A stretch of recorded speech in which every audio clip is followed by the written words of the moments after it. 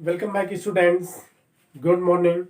Next topic is next chapter is the Constitution of India.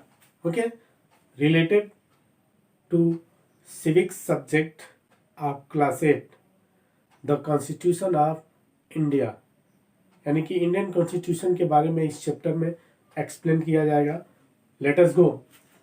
In this chapter, we shall take a look at the making of the Indian Constitution and the vision set forth by it.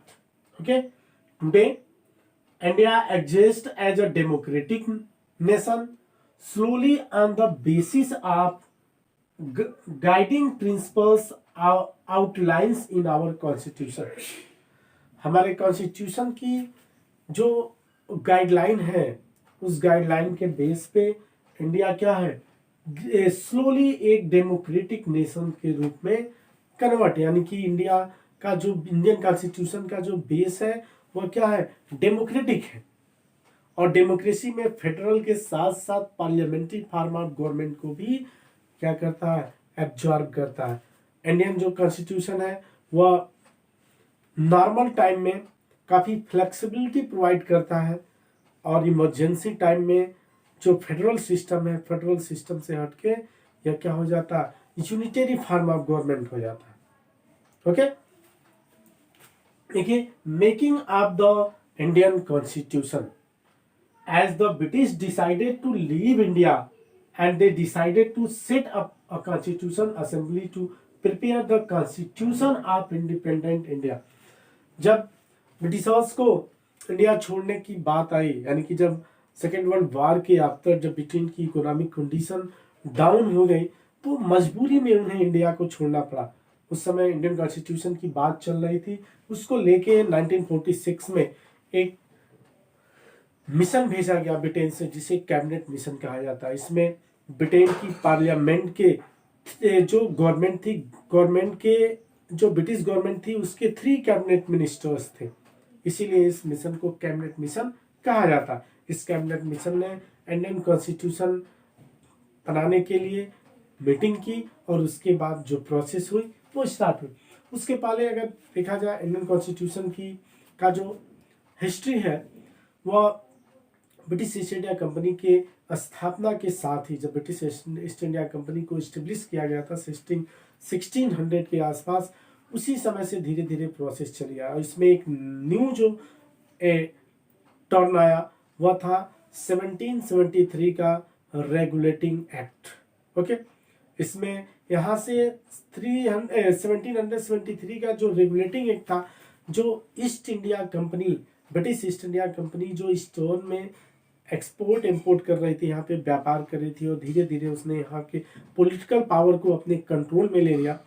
तो condition ये रही कि 1773 के charter act के according British parliament ने company के ऊपर अब कंट्रोल करना स्टार्ट किया. ओके, इसको लेके बहुत से एक्ट आगे, जैसे फिर 1793 का चार्टर एक्ट आया, 1813 का चार्टर एक्ट आया, 1833 का चार्टर एक्ट आया, 1853 का चार्टर एक्ट आया, फिर उसके बाद 1861 का गवर्नमेंट ऑफ इंडिया एक्ट आया और 1857 के जो रिवोल्ट्स था उसके आफ्टर ब्रिटिश पार्लियामेंट ने ईस्ट इंडिया कंपनी से इंडिया की जो पावर थी वह अपने में मर्ज कर लिया, यानी कि अब ईस्ट इंडिया कंपनी को बाहर कर दिया गया और ब्रिटिश पार्लियामेंट ने अब भारत का कंट्रोल अपने हाथ में ले लिया.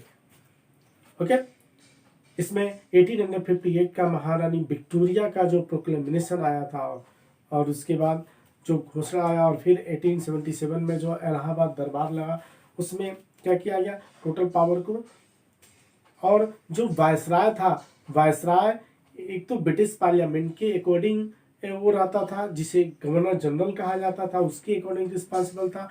और जो 565 के आसपास इंडिया में जो प्रिंसली स्टेट थे, जिन पे जो ब्रिटिश प्रोविंसेस से बाहर थे, जो इनको मर्ज करने की पॉलिसी थी, बट 1857 के रिवोल्ट आफ्टर इस पॉलिसी को अवॉइड कर दिया गया, ब्रेक कर दिया गया और इन प्रिंसली स्टेट्स को मान्यता दे दी गई. ओके, तो फिर उसके बाद 1892 का गवर्नमेंट ऑफ इंडिया एक्ट आया, फिर 1909 का गवर्नमेंट ऑफ इंडिया एक्ट आया, 1919 का गवर्नमेंट ऑफ इंडिया एक्ट आया एंड 1935 का गवर्नमेंट ऑफ इंडिया एक्ट। इन सब एक्ट के अकॉर्डिंग इंडिया में जो चूंकि ब्रिटेन जो था यहाँ पे पार्लियामेंट्री सिस्टम है, डेमोक्रेटिक सिस्टम था, तो सेम टू सेम वही जो प्रोसेस था इंडिया में धीरे धीरे अप्लाई करने का काम किया। और उसी के कारण क्या गया, जो आज का स्ट्रक्चर दिख रहा है, president, prime minister, parliament, Lok Sabha, Rajya Sabha, फिर स्टेट की जो असेंबली है, वो टोटल क्या था, ये सब धीरे धीरे इसको जो टाइम था ब्रिटिशर्स का, उसी के दौरान इन इंस्टीट्यूशन को सेटअप किया जा रहा था। यानी इंडियन कॉन्स्टिट्यूशन की जो, और इंडियन कॉन्स्टिट्यूशन का बेस भी यही है।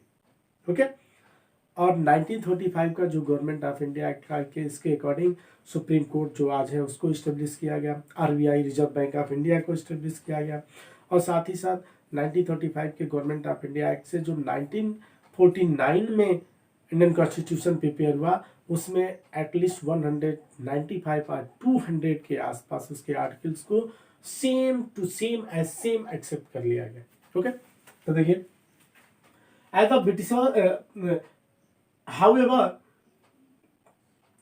Motilal Nehru and 8 other Congress leaders had drafted a constitution for India as far back as 1928।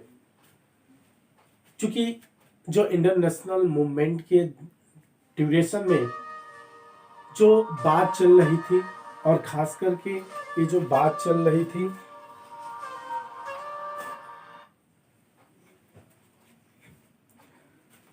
Indian national movement के ड्यूरेशन में जो बात चल रही थी इंडियन कॉन्स्टिट्यूशन को प्रिपेयर किया गया बार बार इंडियन नेशनल मूवमेंट के लीडर्स के द्वारा, जो डोमिनियन स्टेट की डिमांड की जा रही थी, उस डोमिनियन स्टेट की डिमांड में कंडीशन ये थी कि उसको एक तो कंप्लीट नहीं किया जा रहा था, साथ ही साथ जब इंडियन लीडर्स ने नॉन कॉपरेशन मूवमेंट चला, फिर 1927 में जब साइमन कमीशन आया 1919 के गवर्नमेंट ऑफ इंडिया एक्ट को सुपरवाइज करने के लिए कि इंडिया में जो कॉन्स्टिट्यूशनल डेवलपमेंट है वह कितना है तो जब भारतीयों ने डोमिनियन स्टेट की मांग की, तो उसके बाद जो उस समय इंडिया सेक्रेटरी थे लॉर्ड बर्कनहेड, इन्होंने इंडियन लीडर्स को यह एक चुनौती दे दिया कि हमें कॉन्स्टिट्यूशन का ब्लूप्रिंट प्रिपेयर करके दिखाया। इसको लेके 1928 की मार्च महीने में, फरवरी और मार्च महीने में total all Indian political parties की एक कॉन्फ्रेंस हुई दिल्ली में, और इसमें तय किया गया कि नेहरू कमेटी बनाई गई।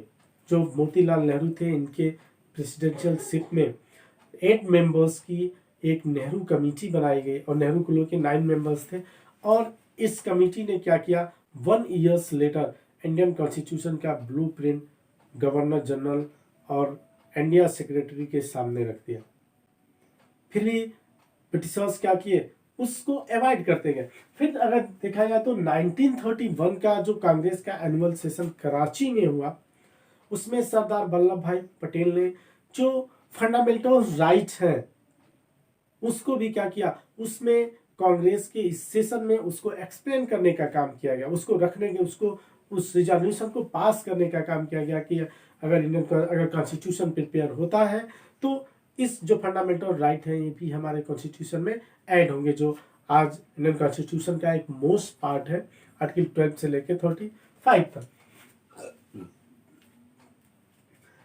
In 1931, at the Karachi session, the Congress discussed feature of Indian Constitution, features of Indian Constitution, Indian constitution की फीचर्स क्या है उसको इसमें डिस्कस किया, जिसमें fundamental right, fundamental duties and different type के जो डायरेक्ट प्रिंसिपल्स हैं।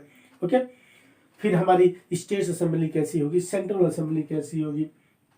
Eight both these deliberation certain basic value were accepted by the Indian leaders such as the universal adult franchise, उसमें यूनिवर्सल एडल्ट फ्रेंचाइजी की बात हुई, चाहे वो educated हो अनएजुकेटेड हो, सबको क्या किया जाएगा, एक एज की क्राइटेरिया रखी जाएगी। पहले 25 ईयर्स था, फिर 21 ईयर्स था, फिर प्रेजेंट टाइम में 18 ईयर्स है यूनिवर्सल एडल्ट फ्रेंचाइज। उसके यानी जो 18 ईयर्स का होगा, मेन वुमेन एनी अदर, उनको वोटिंग पावर प्रोवाइड की जाएगी।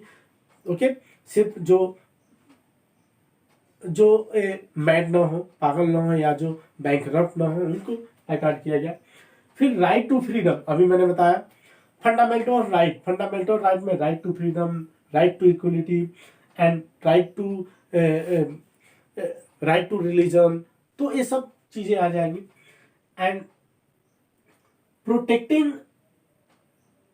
Protection of the right of the minorities, और माइनॉरिटीज के प्रोटेक्शन की भी बात की, यानी कि जो 1931 का कराची सेशन कांग्रेस का हुआ, जिसमें सरदार वल्लभ भाई पटेल ने क्या किया, वो इस कराची सेशन के प्रेसिडेंट रहे और इन्होंने एक प्रपोजल पास किया जिसमें इंडियन कॉन्स्टिट्यूशन के फीचर्स को शो किया गया था कि उसकी फीचर्स क्या होंगी, कैरेक्टरिस्टिक्स क्या होंगी, जिसमें universal adult franchisee, fundamental right को किया गया, इसमें फ्रीडम, इक्वलिटी, फिर protection of right of the minorities, minorities में सिख थे, क्रिश्चियंस थे, बौद्ध थे, ओके, और फिर मुस्लिम्स थे, इनकी सिक्योरिटी की बात की गई।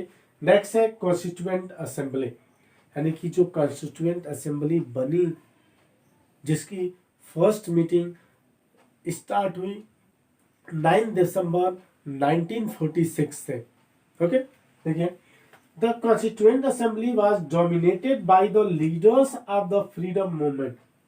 इसमें जो डोमिनेशन था, प्रभुत्व था, वह इंडियन मूवमेंट के दौरान जो लीडर्स थे उनका रहा। एज जैसे डॉक्टर राजेंद्र प्रसाद, 9 दिसंबर 1946 को जब इंडियन कॉन्स्टिट्यूएंट असेंबली की फर्स्ट मीटिंग हुई, तो उसमें डॉक्टर सच्चिदानंद सिन्हा को फर्स्ट प्रेसिडेंट बनाया गया। बट 2 डेज लेटर, यानी कि 11 दिसंबर 1946 को डॉक्टर राजेंद्र प्रसाद को परमानेंट प्रेसिडेंट बना दिया गया, जो आगे चल के जिन्हें फॉर इंडिया का फर्स्ट प्रेसिडेंट अपॉइंट किया गया। तो एंड डॉक्टर अंबेडकर, ओके, फिर पंडित जवाहरलाल नेहरू थे, सरदार वल्लभ भाई पटेल थे, BN राव, जो कॉन्स्टिट्यूएंट असेंबली के क्या थे, एडवाइजर थे, लीगल एडवाइजर, कॉन्स्टिट्यूएंट एडवाइजर थे, यानी संवैधानिक सलाहकार थे संविधान के, ये काफी पढ़े लिखे थे संविधान को, यानी कि ये एडवाइस करने का काम करते थे। फिर सरोजिनी नायडू थी, विजय लक्ष्मी पंडित, इसमें जो वुमेन्स थी वो भी इन्वॉल्व रही, and where women's was a member of the Indian constitution. तो यानी कि वुमेन्स के साथ साथ कॉन्स्टिट्यूएंट असेंबली के क्या रहे, मेल के साथ साथ वुमेन भी मेंबर रहे। ओके, अल्लादी स्वामी अय्यर थे, ये भी एक कॉन्स्टिट्यूशनल स्पेशलिस्ट थे। ओके, DP खेतान थे। तो एक ऐसा स्ट्रक्चर था जो एक टोटल क्या थे, बैरिस्ट्री करके आए थे, और इंडियन कॉन्स्टिट्यूशन के और वर्ल्ड के कॉन्स्टिट्यूशन के बारे में इनको बहुत ही अधिक जानकारी थी। और जो इंडियन कॉन्स्टिट्यूशन, जो कॉन्स्टिट्यूएंट असेंबली थी, इसमें जो इंडियन कॉन्स्टिट्यूशन प्रिपेयर किया गया वो क्या है, टोटल ऑल ओवर वर्ल्ड के कॉन्स्टिट्यूशन का जो कॉन्सेप्ट है, बेटर कॉन्सेप्ट है, उसको इंडियन कॉन्स्टिट्यूशन में मर्ज कर लिया गया। ओके, लाइक है, देखें, फंडामेंटल ड्यूटी रसिया से लिया गया है, रशियन कॉन्स्टिट्यूशन से। ओके, फिर देखा जाए जो पार्लियामेंट्री फॉर्म ऑफ है, या ब्रिटेन की संसद से लिया गया है। ओके, फिर जो फंडामेंटल राइट है वह अमेरिका के कॉन्स्टिट्यूशन से लिया गया है। तो डिफरेंट फिर जो डायरेक्ट प्रिंसिपल्स है वो आयरलैंड के कॉन्स्टिट्यूशन से लिया गया है, जो यूके का एक पार्ट था पहले, बाद में अलग हो गया। तो फिर कुछ ऑस्ट्रेलिया के कॉन्स्टिट्यूशन से लिया गया, कुछ जापान के कॉन्स्टिट्यूशन से लिया गया। ऐसे करके क्या, जो टोटल ऑल ओवर वर्ल्ड की कॉन्स्टिट्यूशन की जो बेटर कॉन्सेप्ट था, उसको इंडियन कॉन्स्टिट्यूशन में मर्ज कर लिया, जो इंडियन कॉन्स्टिट्यूशन मेकर्स थे।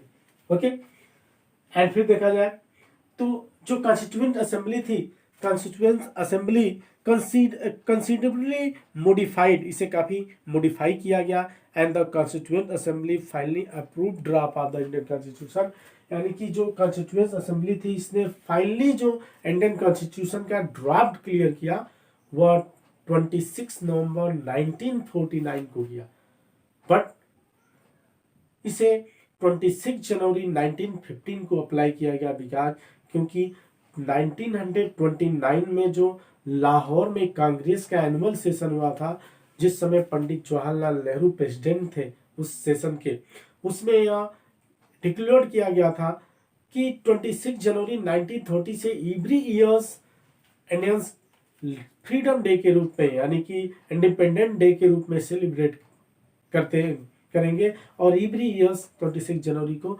स्वतंत्रता दिवस फ्री इंडिपेंडेंट डे के रूप में सेलिब्रेट किया जाता था।